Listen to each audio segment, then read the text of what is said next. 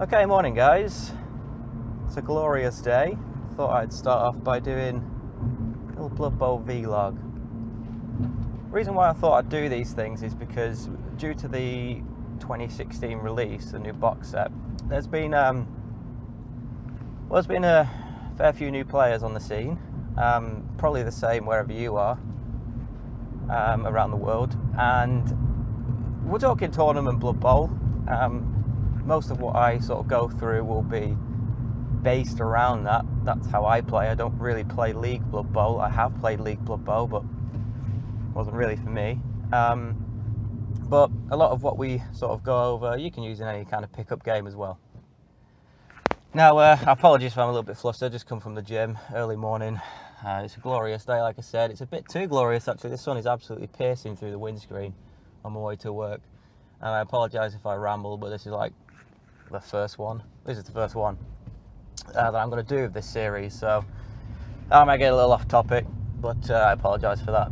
Anyhow, the first thing I want to cover, and like I said, is first for new guys. I'm not the best Blood Bowl player in the world. I'll get that little disclaimer out there to start with, but I've been playing for a long time, so I've got a few bits and pieces just from sheer experience that you might be able to use as a new player, just to real sort of kick-start your way into playing just a few bits and pieces that might help you tie down, make yourself a little bit more competitive, tougher to beat, hopefully, you know, turn some of those defeats into draws and one or two draws into victories here and there.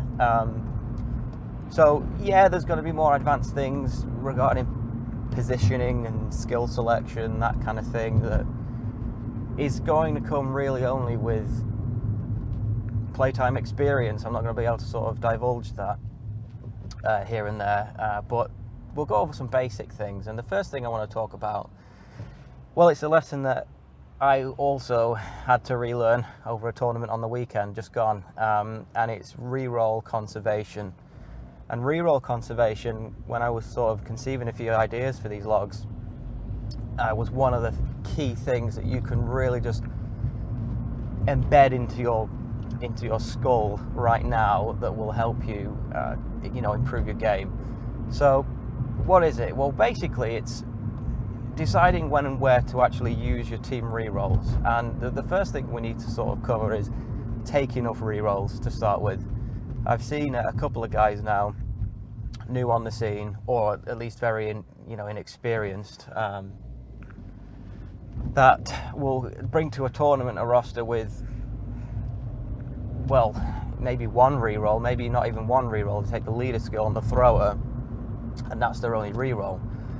And that's really, I'm not saying that you literally cannot play Blood Bowl that way, but maybe one or two of the real top level Wood Elf coaches, across the world might be able to pull it off using only the embedded skills in the positionals, and relying on those. But for you and me, we need to be taking enough rerolls. And I've sort of been a bit spoiled by playing dwarfs, by being able to afford them.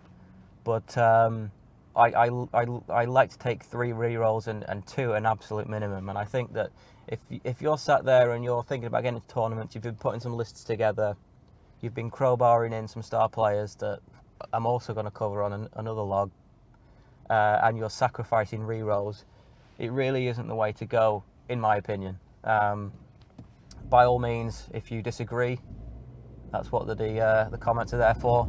But yeah, I'll give you the example over the weekend, and it's something that in Blood Bowl, obviously, you're not rolling 20 bolt guns. You're not just rattling through guardsmen and getting those kind of good feelings. You're relying on maybe one dice roll, to save you a game. And I'll give you the example over the weekend.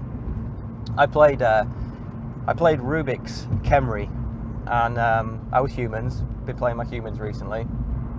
Not done so well. After this weekend, it's basically as many wins as defeats, I think. But anyway, I go into the tournament 3 rerolls. You can do that with humans as well, which is nice. You've got that little cushion. I had the apothecary as well, so you've got the kind of sideline stuff. You can really get a lot of stuff jammed in there in that list. But anyhow, I start using rerolls and stupid things, and it's easy to look back and even with my experience of playing Blood Bowl on the tournament scene, I know that I shouldn't do it, but in the moment you think, 3-up dodge, what are the chances that he's going to fail it twice, you know? Well, you can easily probably work out the chances, but I'm not a math robot, unfortunately. I can't do that right now. Anyway, fail a dodge, and it's an inconsequential dodge. It's not vital. It's just something that I wanted to do to make the situation nice, you know? And I use my reroll on it. Okay. Hopefully lesson learned. No, I do it again. I try another dodge next turn. I fail that again. I fail the reroll again. And straight away, even though I had the luxury of 3 rerolls, it's not long into the game, and I'm 2 down. And then towards the end, he turns me over, gets the ball, pulls off a nice passing move with the star player, Hubris is it, for the Khemri, to a schmuck skeleton, no skills, operation shoes, and he does 2 go for it, and he's on the sideline because I've only got one guy that can get there with 2 go for it and a 1 dice block, and I've used all my rerolls. Now I know sometimes we all do it. We probably curse the dice a little bit, but I'm just sat there thinking, 2 go for it and a 1 dice block. Yes, I've got block. I mean, it wouldn't even matter because he doesn't. All I want to do is stop him scoring. I'm not making those 3 rolls, not without re-rolls. I just know it, you know. Yeah, like I said, we curse the dice sometimes. We put that negative vibe out there, but I honestly just had no belief in me making those rolls. Make the first go for it, make the second go for it, skull on the block, and his his unskilled skeleton puts the touchdown in. Now, when we aren't as experienced, and even some people who are, we kind of curse the dice a little bit more. And what I've been doing recently is actually taking notes. It's a bit nerdy, but hey, we're all nerds. I've been taking notes and trying to improve my game. I play for Wales on the international scene. I want to be a better player really and contribute more to the team. Yeah, team events are a little bit different. Draws are not always such a bad thing, so it's a little bit different, but I try and improve, and this is something that I really want to take forward, and hopefully if I can share that with some of you new guys, you can appreciate when and where to use your rerolls. So you take, for example, that block on the line, you've got your juiced up dwarf longbeard, or lineman as they're called now.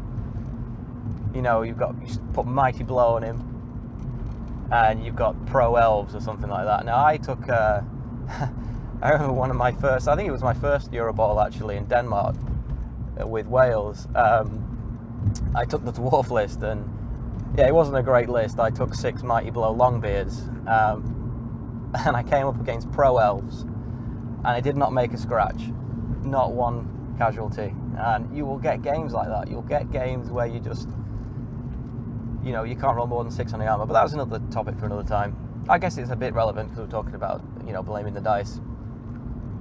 With the rerolls and how we use them, that's a conscious decision that can affect our risk management, okay? And that's what Blood Bowl is. Like I said, we're not rolling 20 bolt guns as some guardsmen.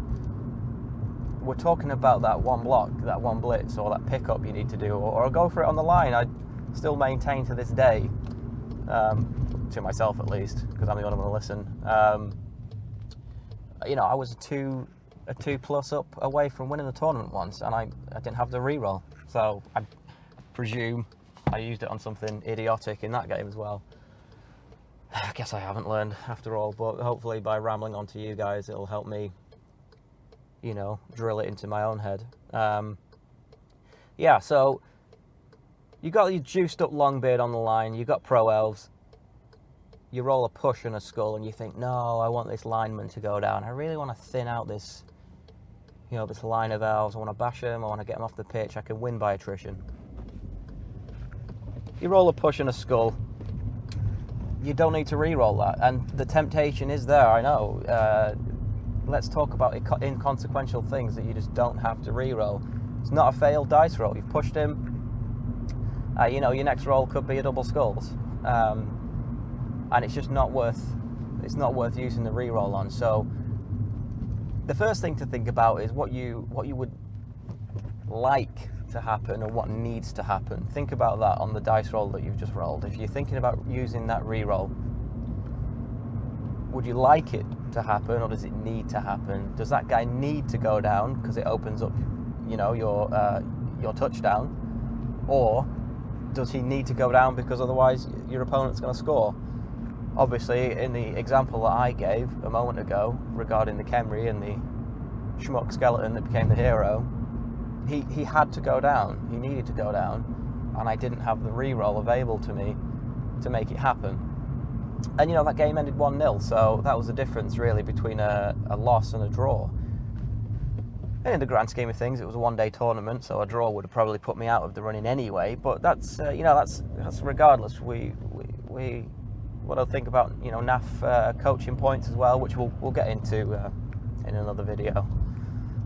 But that's the first thing I want you guys to start thinking about is when and where to use those re-rolls, and take plenty of re-rolls. Now I'm not saying sacrifice maybe your full positionals to take more re-rolls. Let's not go down that route. You want your full complement of blitzers, whoever you're taking, whatever team. You need your positionals in there as well.